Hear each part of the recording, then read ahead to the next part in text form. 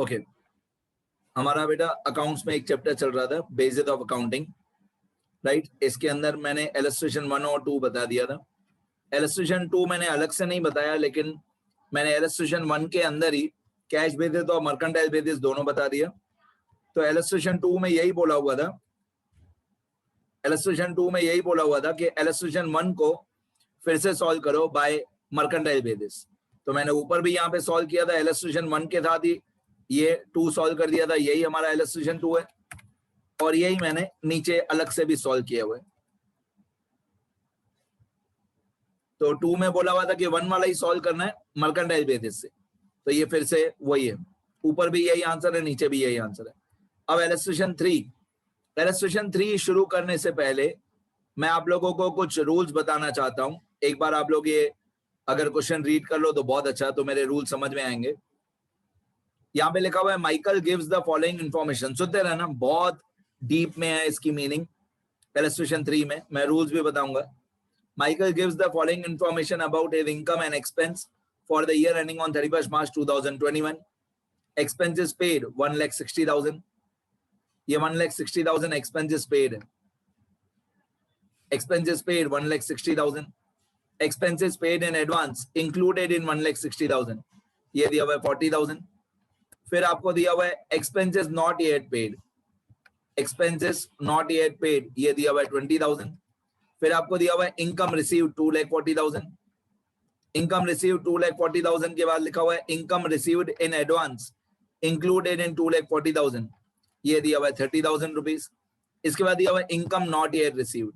फिर लिखा हुआ है determine his income if he adopts first cash basis of accounting और सेकंड अक्रूअल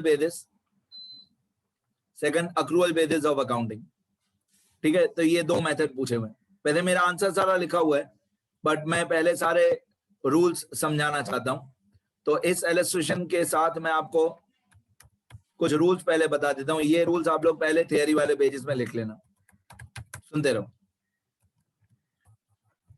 सबसे पहले मैंने जैसे लास्ट लेक्चर में भी आउटस्टैंडिंग के अलग अलग नाम बताए थे। तो आउटस्टैंडिंग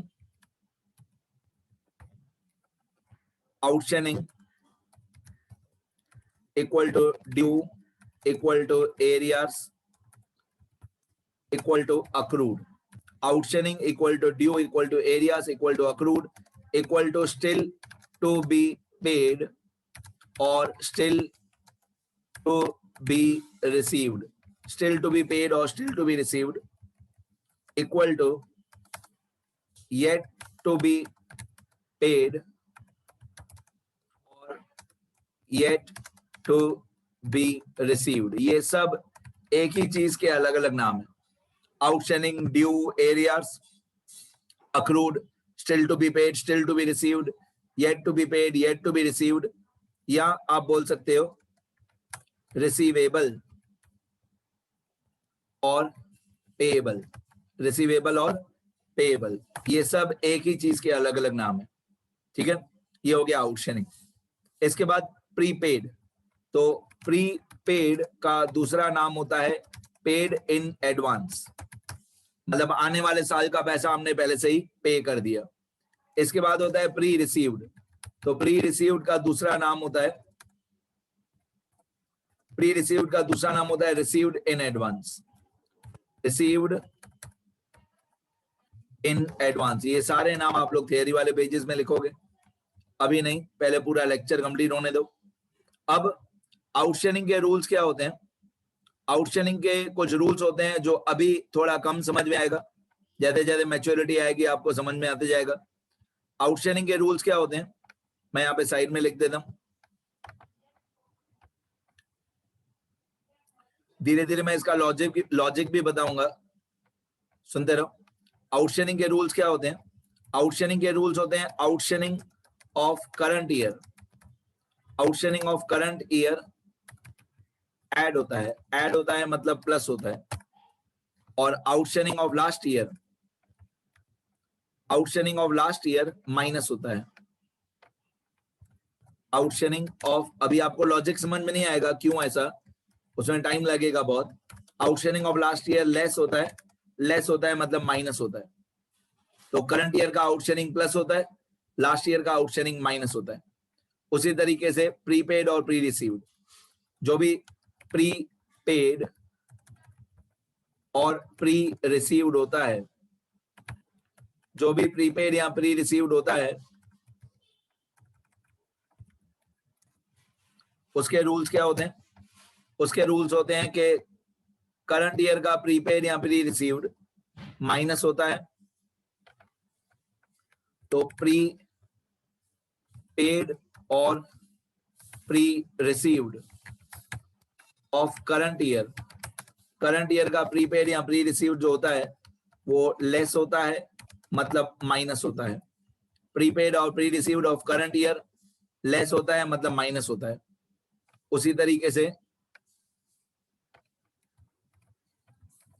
प्रीपेड या pre received of last year, इसके पीछे बहुत बड़ी लॉजिक है, क्यों कौन सा प्लस होता है, क्यों कौन सा माइनस होता है, बहुत देर लगेगी समझने में।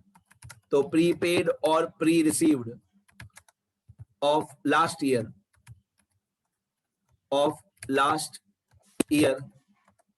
इक्वल टू ऐड होता है, मतलब प्लस होता है। ठीक है। अच्छा, अगर बताया हुआ नहीं हो आउटस्टैंडिंग में बताया हुआ नहीं हो कि करंट ईयर का है कि लास्ट ईयर का है, तो हम ऐसा अज्यूम करते हैं कि करंट ईयर का है। आउटस्टैंडिंग में बताया हुआ नहीं हो कि करंट ईयर है कि लास्ट ईयर है, तो हम ऐसा अज्यूम करते हैं कि वो करंट ईयर का आउटस्टैंडिंग है। तो इफ करंट ईयर और लास्ट ईयर मतलब प्रीवियस ईयर, लास्ट ईयर मतलब जो साल खत्म हो गया, मैं प्रीवियस लिख देता हूं क्योंकि बहुत सारे बच्चे कंफ्यूज हो जाते हैं। लास्ट ईयर मतलब प्रीवियस ईयर जो कंप्लीट हो गया, यहाँ पे भी मैं लास्ट ईयर की जगह पे प्रीवियस ईयर लिख देता हूं तो कोई कंफ्यूजन नहीं हो। प्रीवियस ईयर या लास्ट ईयर एक ही बात होती है। ठीक है।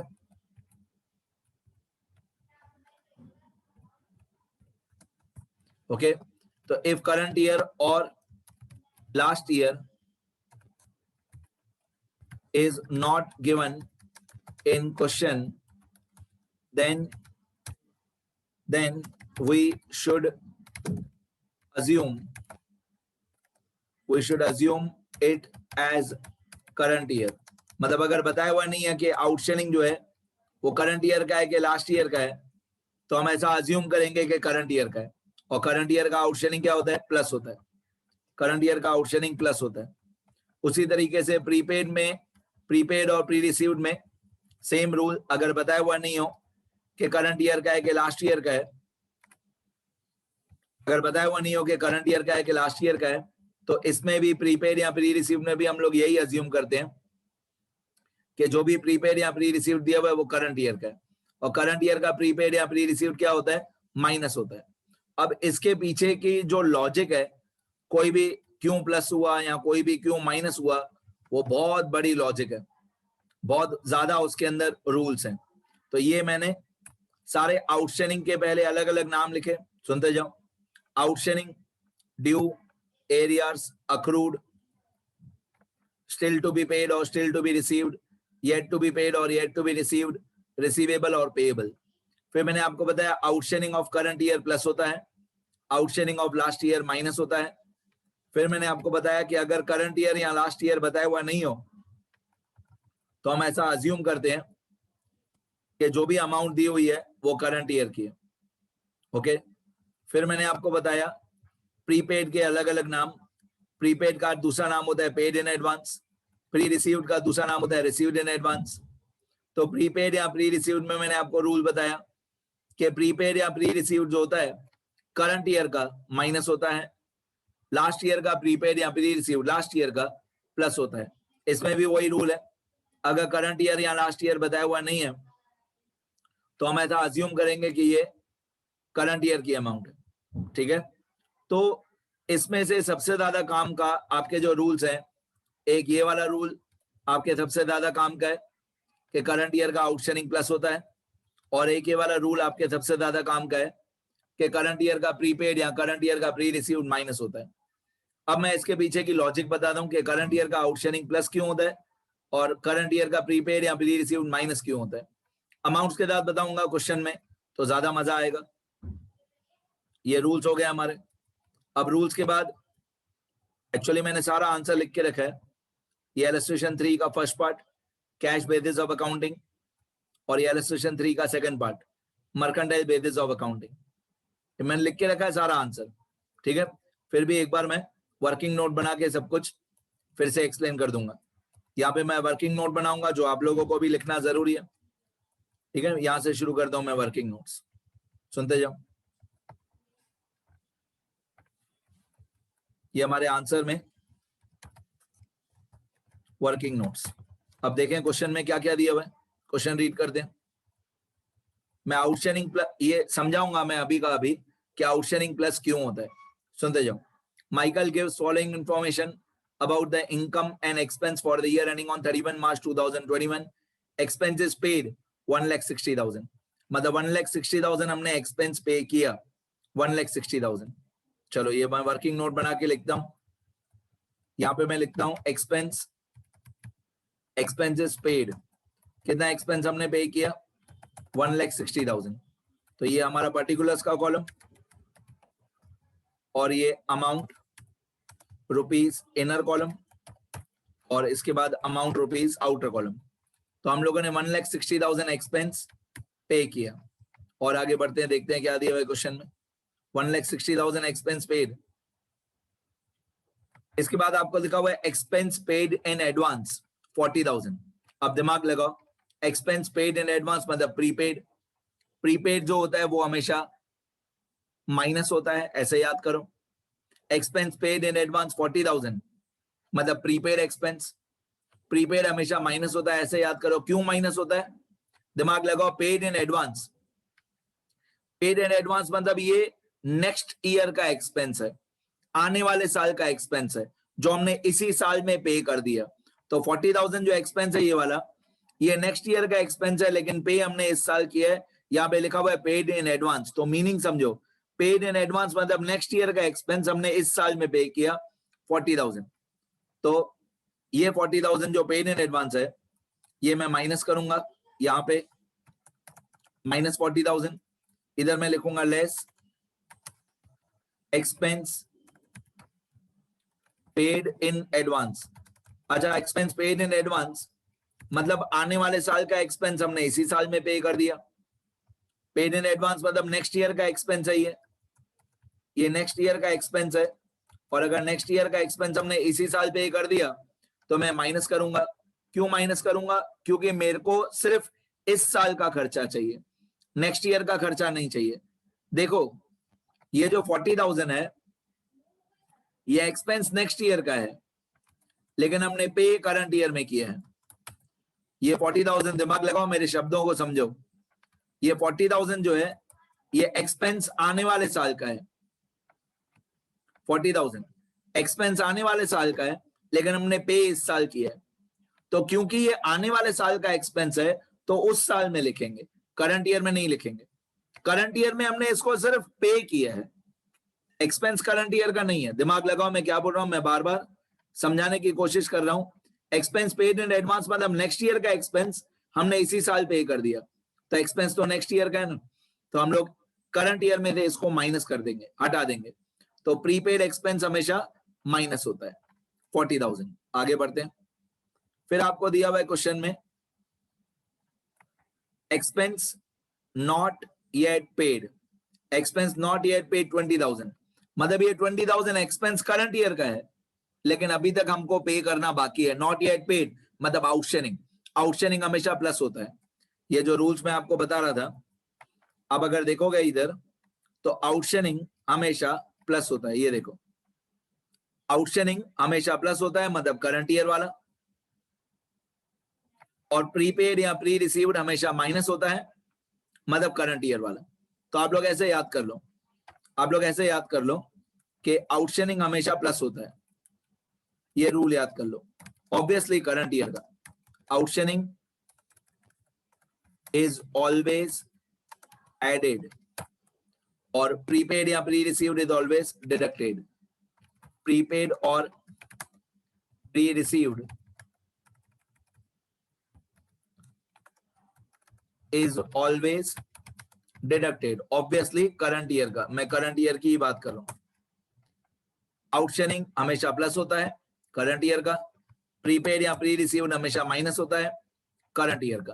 तो ये जो 20,000 था, 20,000 यहाँ पे जो लिखा हुआ था एक्सपेंस नॉट येट पेड 20,000, ये करंट ईयर का आउटस्टैंडिंग है। और आउटस्टैंडिंग हमेशा प्लस होता है। क्यों प्लस होता है मैं उसका लॉजिक बता रहा हूं। क्योंकि 20,000 खर्चा हमारे करंट ईयर का है, लेकिन अभी तक हमको पे करना बाकी है 20,000। तो एक्सपेंस तो करंट ईयर का है ना, चाहे हमने पे नहीं किया हो, पर एक्सपेंस है तो करंट ईयर का ना।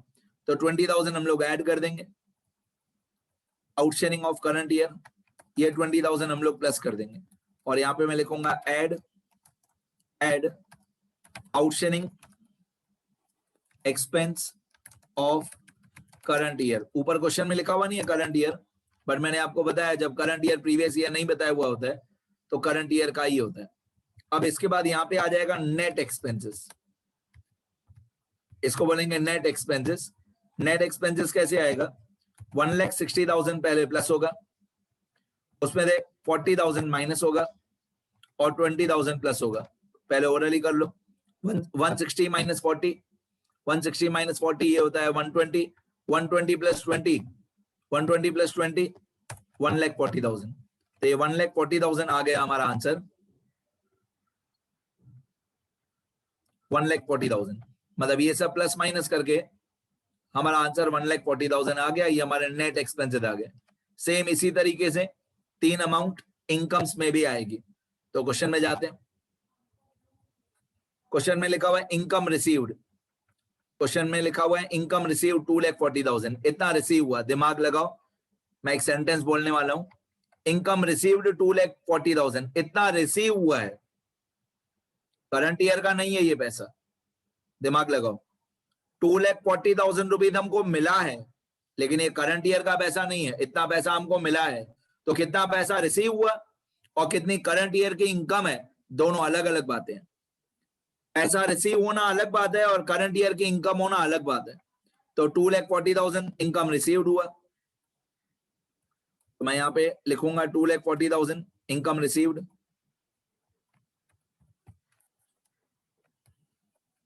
इनकम रिसीव हुआ हमको 2,40,000, ये मैं इनर कॉलम में लिखूंगा। यहाँ पे कुछ भी डेबिट क्रेडिट नहीं है, ये मैंने इनर कॉलम में लिखा 2,40,000 इनकम रिसीव्ड।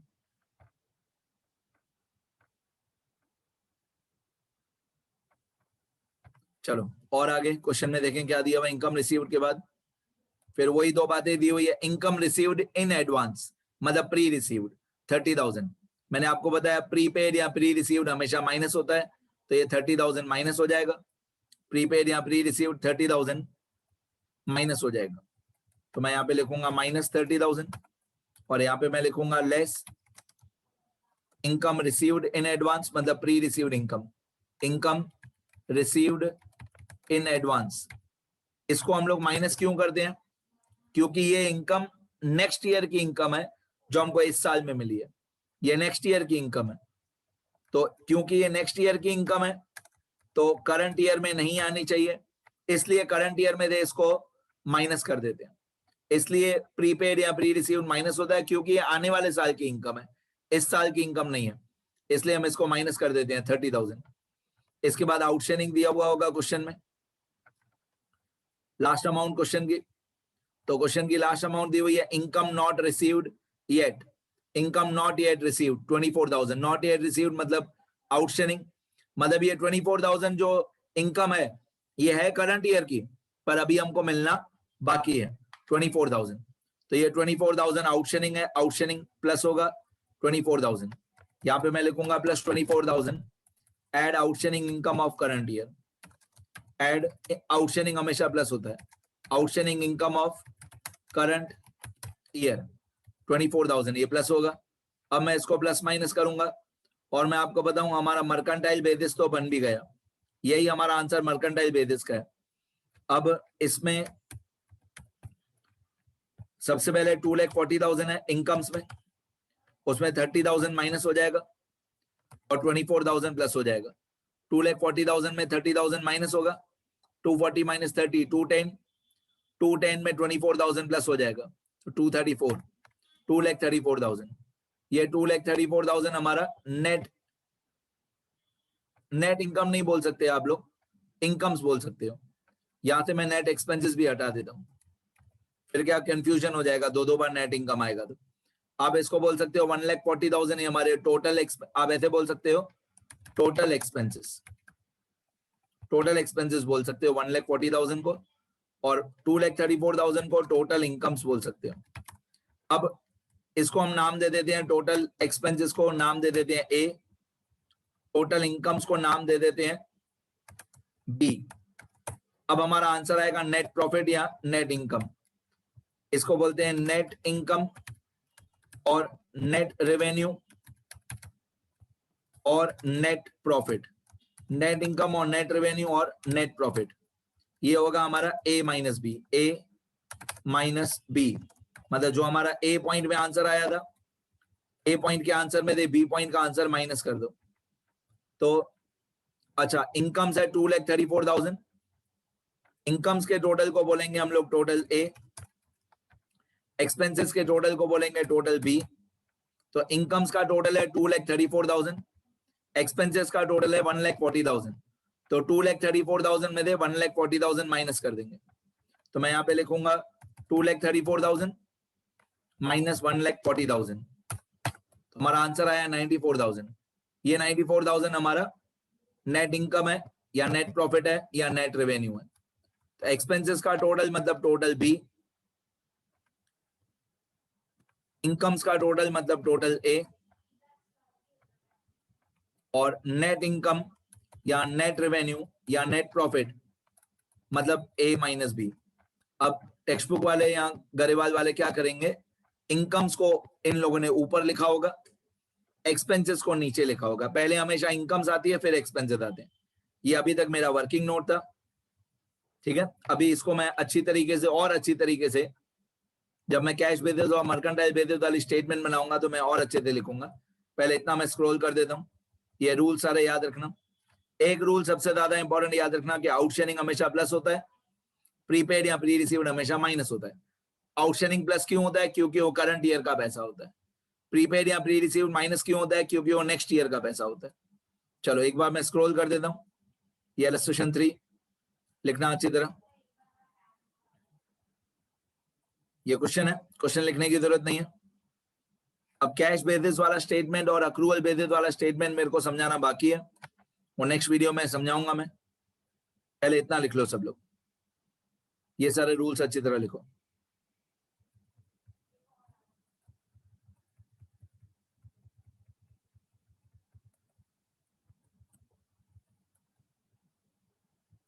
और ये वाला वर्किंग नोट लिखो, और नेक्स्ट वीडियो लेक्चर में दोनों स्टेटमेंट भी बता देता हूँ। ये समझ में आ गया तो दोनों स्टेटमेंट बहुत आराम से हो जाएगी। इतना लिख लो पहले अच्छी तरह।